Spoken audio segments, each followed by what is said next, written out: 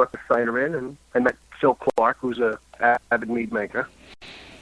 And there was a couple other guys there, Ken Hettinger, guys who had made mead before. And, went from there. It just escalated. Very cool. I love the beekeeping on a roof. So was your first hive up, like, on a building somewhere or in an urban area? I mean, yeah, it was on my garage roof. Okay. Yeah, I was on an 80 by 100 lot. Huh. And I had ended up with 4 hives on that roof. Wow. And the guy who taught me, he ended up with 20 hives on a roof a couple miles away. That was on top of, the old carpet factory, and they were all lined up there. I think he had 12 there, and he had 8 on a different roof. Wow. So in the city, you'd have 12 hives all on one roof, and you're not concerned about the amount of feed available? No, you know what? There really wasn't too many bees around, and you could see by how much you're bringing in. I had one hive one year that took 200 pounds in Yonkers, and if you're looking at northeast Yonkers, you have some large sloughs of, green, which is the big park down by the river. There's Untermeyer Park. There's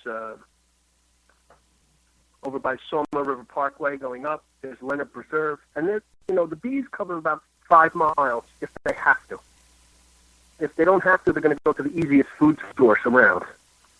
And believe it or not, there's a lot of food sources. It's not like fields where there's the only thing, or apple orchards where there's only thing. Weeds are a very good source of nectar. Did you run into... I grew up in... Oh, sorry, go ahead, Manny.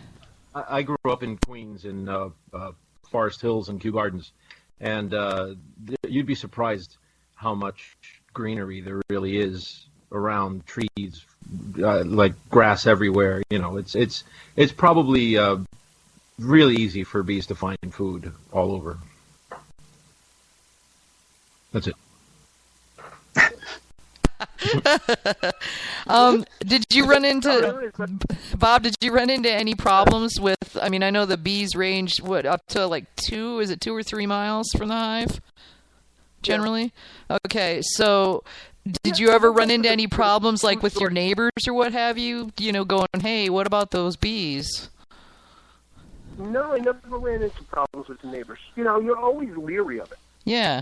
But there's a couple things that you have to do, and you have to realize that bees, in an urban area, they use the shortest flight plan. And I'm sure they do this everywhere else, but it's noticeable when you're in an urban area. So if you have a 6-foot fence or a hedge, and bees have to fly over that hedge or that fence, they're going to stay at that height. So they'll go at 8 feet, and they'll stay at 8 feet, going in the direction they go at. But if you have no fence or no hedge, and bees can fly straight out of their entrance and go right through your neighbor's yard at 4 feet, that's what they'll do. Huh. Is that the other reason, apart from space, that you put them on the top of the garage? Shed? Well, I'm going to be honest with you, I was on a corner lot, and I figured that if I put them in my front yard, some kid's going to come by and grab a rock and throw it at the beehive just to see if he can hit it. Uh-huh. I don't want to tempt fate. Yeah. Mm-hmm. I didn't put it out where everybody can see it.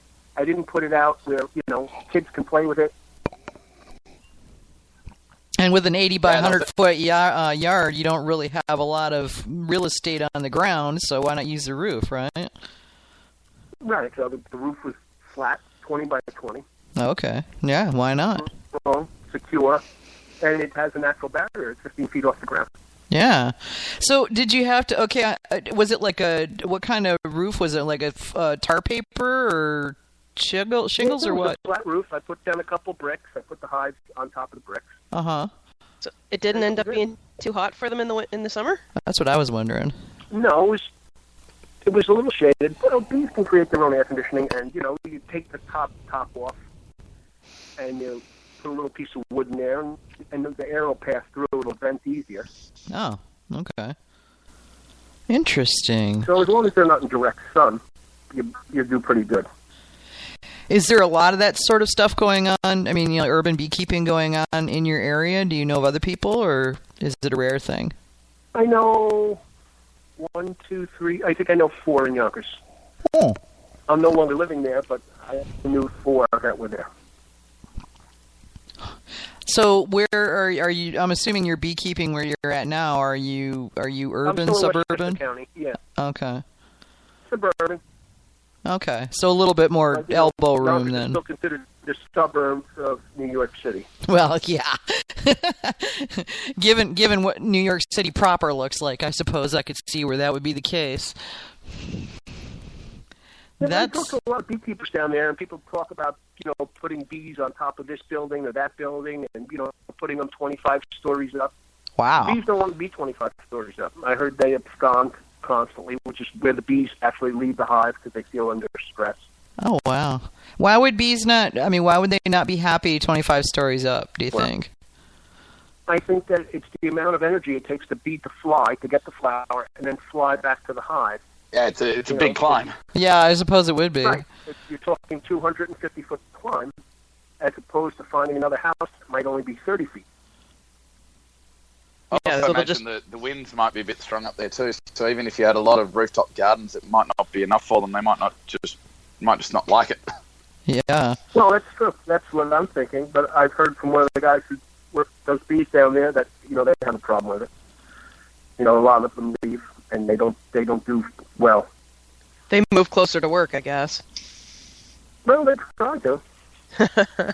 But every spring, you see it in down in the paper or on the news, and you'll see, there's bees on a car, there's bees here, there's bees there, and it's a lot of people get bees and they don't put them in a good spot, or they put them next to an air conditioning unit, and maybe the bees don't like the vibration, or they had a hive that overwintered, and swarming is a natural occurrence where the bees split to propagate. And the queen leaves the hive, leaving behind the swarm cells, and they fly out. And you see them in the paper all the time in the spring. Huh? Every once in a while, I get a call to go down and collect a hive, get a swarm from somebody, or there's one on a car, or it moved into a house, and could I go take the hive out? And I do that. Is there any particular condition that you need to keep in mind when you want to, if you want to keep a hive, like? Is there something that that you should look for, like maybe so that that you can keep one?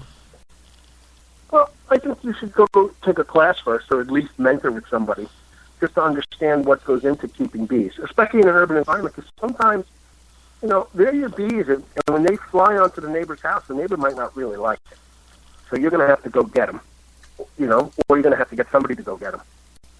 It's not fair that you're going to bring that into the neighborhood. And, to not really be able to take care of it. Is that a common occurrence? Oh, it's common enough. Okay. People, and I understand that they want to do it. But sometimes people get in over their head. And it's not, if you lived on a farm and they flew off into the woods, nobody would care. But into the city, when they land on your neighbors and on your neighbor's crabapple tree, they want the bees gone. Or their fly screen door. So, I've heard of you have them. the choice. You can go get them, or you can leave them there. Yeah. Yeah, they land wherever they go. They land. Usually wherever the entrance is, a couple hundred feet. Do you go? Are you one of the crowd that goes and rescues swarming bees when that happens? Usually I'm at work, but if they're still there, I'll go get them, or I'll call somebody to go get them. Okay. I've cut them out of people's houses before. If there's an opening, I'll rip down the walls and take the hive out live. Oh wow! And I'll cut up the comb and I'll put them in boxes, and I'll get the bees out like that. I've never heard of anyone going to that effort before. They normally get poisoned in that situation. I don't know. They do that here in some places.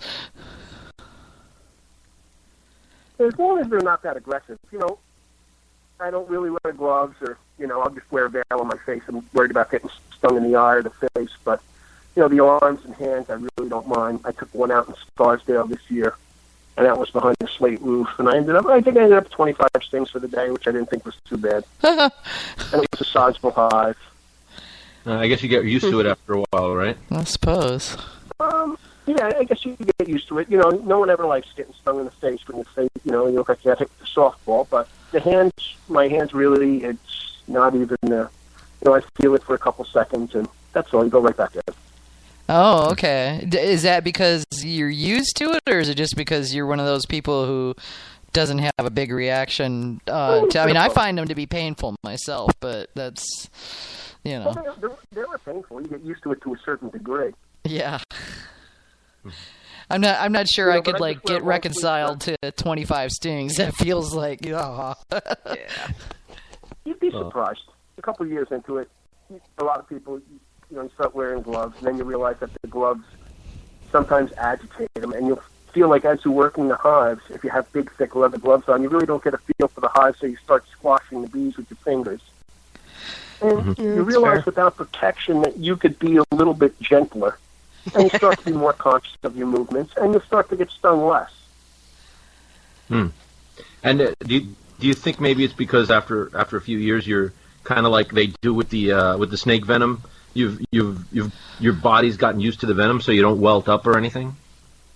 Well, I don't welt up, but I know another beekeeper in upstate New York, and all of a sudden he was a beekeeper for years, and then one day he got stung and he had a reaction, and he passed out on the floor of the hospital, walking into the emergency room. Whoa. Some people, some people get better with anaphylactic shock from it. Some people don't. And some people can do it for a long time, and they build up an allergy over time. I had a friend who was doing commercial pollination with bees that don't make honey for a while, and she had to get out of it because she was getting too allergic to them. Oh. Whereas other people get just, it's like getting allergy shots, a small amount of it every so often, and you're actually getting less and less allergic to it. I guess it depends on the individual. It really does, yeah. I know that you can develop allergies that you've never had before. I've seen that happen, and it happened for me. I mean, I spent my whole childhood playing in the woods and practically rolled in poison ivy any number of times and never had any problems. In college, I climbed out of a gorge through a patch of poison ivy without realizing it, and looked like I had the measles by the next day, and was very itchy, very, very itchy, and that was the price I paid for learning how to rappel. But it was fun, right up until the poison ivy. So stuff when you were a kid wasn't poison ivy. Yeah, right. Yeah. Well, I never knew. I never had to worry about it when I was a kid.